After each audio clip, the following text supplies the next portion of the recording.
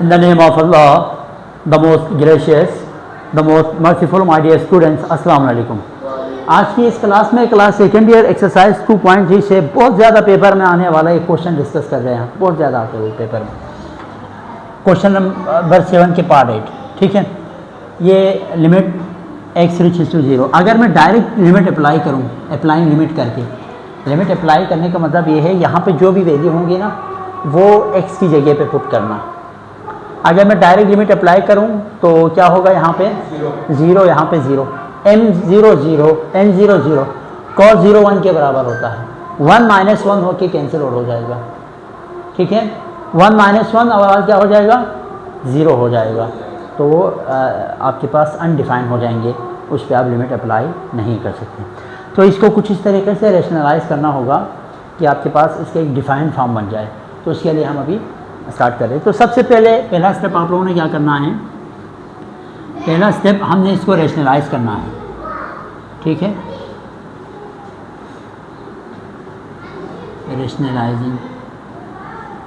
Rationalise पता है इसको कैसे करेंगे आप, limit x reaches to 0 1 minus cos mx और 1 माइनस cos nx, यहाँ पे मल्टीप्लाई, पहले ऊपर वाले को आपने कंजुगेट के साथ करना है, सोल्व cos mx, ये ऊपर वाला, नीचे वाले को बोल दोनों को ले लिया इसमें, अभी आपको पता चलेगा ताकि फार्मूला बन जाए ना। 1 प्लस cos nx, हाँ 1 प्लस cos mx, अभी पहले नहीं, पहले ऊपर वाले को देखो, बिल्कुल दोनों कॉम्प्लेक्स है ना, तो दोनों को हम लेंगे यहाँ। पहले ऊपर वाले को ले लिया प्लस के साथ, यानी इसका साइन चेंज करके दोनों एम एक्स। अच्छा, फिर आगे वापस मल्टीप्लाई होगा। हाँ, फिर इसको 1 plus cos nx divided by 1 plus cos nx। Clear हो गई बात। अच्छा, ऐसे क्यों किया? अगर मैं सिर्फ यही करके रखता ना, ये वाला पोर्शन करके रखता, तो यहाँ पे n यहाँ पे m फार्मूले में नहीं आता। तो अब पता है क्या होगा, a minus b a plus b, ये फार्मूले में आ गया, नीचे a minus b a plus b, a square minus b square का फार्मूला बन जाएगा। क्या मतलब,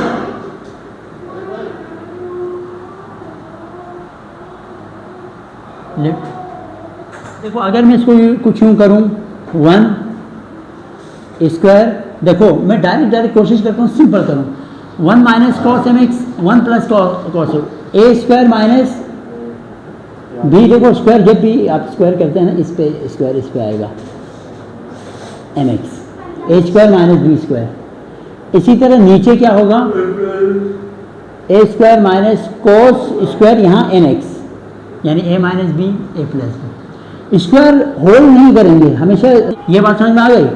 उसके बाद आप क्या करेंगे, जो चीज़ बच गई, एक यहाँ से ऊपर से ये बच गया ना, 1 प्लस cos nx, नीचे हाँ 1 प्लस cos इधर mx।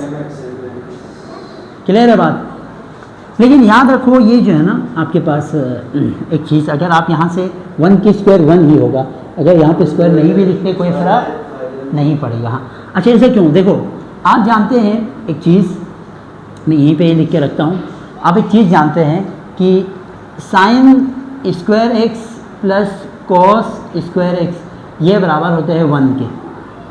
ये फार्मूला ट्रिग्नोमेट्री रेशियो में sine square x plus cos 1। अगर मुझे ये चाहिए तो मुझे क्या भेजना पड़ेगा, आगे कॉस स्क्वायर साइड पे भेजना पड़ेगा। तो साइन स्क्वायर एक्स किसके बराबर होंगे, 1 माइनस कॉस स्क्वायर एक्स, यही कंडीशन बता दें, 1 माइनस कॉस स्क्वायर, इन दोनों को x ले लें, mx दोनों को इस फार्मूले के तहत x के बराबर करें। तो हमारे पास क्या, मैं इसकी जगह पे ये इस फॉर्म में लिख सकता हूँ, साइन स्क्वायर x की फॉर्म में दोनों को, समझ में आया। तो इसको एक स्टेप इस तरह लिखो, लिमिट x रीचेस टू 0, इसको मैं इस तरह लिखूँ, देखो साइन स्क्वायर mx और साइन स्क्वायर nx। क्लियर हो गई बात। फिर ये एज इट इज आपने लिखना है multiply 1 plus cos n x divided by 1 plus cos m x. यहाँ तक बात क्लियर है। अब अदनान अगर मैं यहाँ पर स्टेप यूँ करूँ, सर अब ये कहना चाह रहे हैं कि 1 माइनस cos स्क्वायर x, हाँ ये इसके बराबर है, हाँ इस टाइम इसके बराबर है। समझ आई बात। बाकी एज इट इज़ लिखा। चलो पहले यहीं एक स्टेप यहाँ करके हम वहाँ जाएंगे। Limit x reaches to 0। अगर मैं इसको यूँ लिखूँ, देखो sine m x over sine m x की होल स्क्वायर लिखूँ तो एतराज़ है, यानी दोनों साइड से, यानी दो। बाकी ये चीज़ एज इट इज़ लिखें। इसका एक मकसद है करने का, मैं भी बताता हूँ। ये मैंने क्यों किया मैं भी बताता हूँ। हाँ कॉस एम एक्स, ये तो एज इट इज़ लिखा है। इसमें मैंने किया दोनों पे स्क्वायर है। देखो साइन पे स्क्वायर का मतलब ये पूरे टर्म पे स्क्वायर है। याद रखो ट्रिग्नोमेट्रिक में कोई चीज़ साथ में मौजूद हो ना तो वहाँ पे स्क्वायरिंग नहीं करते हो, इसका मतलब ये होता है स्क्वायर रहते हैं, लेकिन कहाँ स्क्वायर रखते कहाँ हैं, साइन पे या कॉस पे रखते हैं। यहाँ तक बात समझ में आ गई? यहाँ तक कोई मसला तो नहीं है ना। अब अगर देखो, अगर मैं इसको कुछ यूँ लिखूँ, लिमिट एक्स रिच टू 0, अगर मैं इसको कुछ यूँ लिखूँ, ये थोड़ा सा टेक्निकल है। देखो यहाँ पे क्योंकि मैं एक चीज़ बनाना चाह रहा हूँ, एम एक्स, ठीक है। देखो मैं खुद से, और से देखिएगा, मैं खुद से एम एक्स और एम एक्स इसके साथ ऐड कर रहा हूँ, कैंसिल होकर दोबारा यही आ जाएगा। ये टेक्निकल है बस इस क्वेश्चन में, बाकी सब आसान है। इसी तरह साइन एन एक्स, इधर भी एन एक्स अपनी तरफ से दोनों साइड पे मैंने एक एन एक्स ऐड किया। इसका मकसद मैं अभी बताता हूँ। बाकी जो चीज़ है ना वो एज इट इज़ लिखे, मल्टीप्लाई, ये वाला एज इट इज़ लिखे हुए है। इसका हम जो है ना आखिर में इस पर काम करेंगे। क्योंकि ये नीचे वाला कट ऊपर कट गया तो सेम ही बनता है, इसीलिए आप इस एक फार्मूला बन रहा है ना, मैं अभी आपको बता, प्लस कॉस, देखो आप में पता है अगर इसको कुछ यूँ लिखूँ, देखो ये लिमिट इसके साथ भी, ये लिमिट नीचे वाले के साथ भी कुछ इस तरह लिख रहा हूँ, ठीक है। देखो लिमिट एक्स रिचेस टू 0 किया क्या हमने, पहला यहाँ तक तो समझ में आया। यहाँ से देखें, यहाँ से मैंने ये जो एम एक्स है ना, एम एक्स इसके साथ एन एक्स एक मल्टीप्लाई एक डिवाइड, नीचे वाले के साथ भी एक एन एक्स मल्टीप्लाई और डिवाइड। ऐसा क्यों किया? याद रखो जब भी आपके पास ये बनता है ना, limit x reaches to 0, sine के बाद ये दो टर्म जब सेम हो जाते हैं ना वो 1 के बराबर होता है। वैसे फार्मूला होते हैं लेकिन मैं लंबा चौड़ा नहीं किया। साइन के बाद यहाँ पे जो भी हो, ए अवर ए हो, बी अवर बी हो, M x our aim x हो, सेम, हाँ ऊपर भी और नीचे भी। यहाँ पर भी देखो साइन एन एक्स, ये ऐड करने का मकसद ये था, यहाँ पर भी साइन एन एक्स और नीचे भी वही एन एक्स आ गया। तो ये पूरा टर्म पता है किसके बराबर होता है? ये पूरा टर्म 1 के बराबर होते हैं। तो ये 1 और 1 लिखने की ज़रूरत नहीं है क्या? चलो लिख ले आप, 1 एम एक्स हो जाएगा यहाँ डिवाइडेड बाई 1, हाँ n x multiply limit x reaches to 0, 1 plus cos n x और 1 प्लस कॉस एम एक्स। अब आपने क्या अप्लाई करना है? लिमिट अप्लाई करना है। अब लिमिट अप्लाई करने का मतलब अप्लाइंग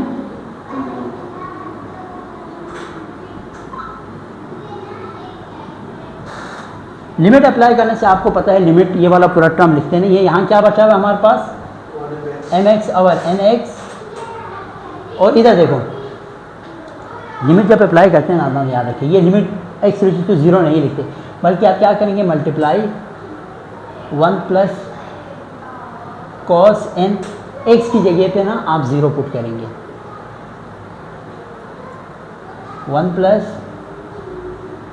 कॉस एम एक्स की जगह पे आप क्या पुट करेंगे? 0।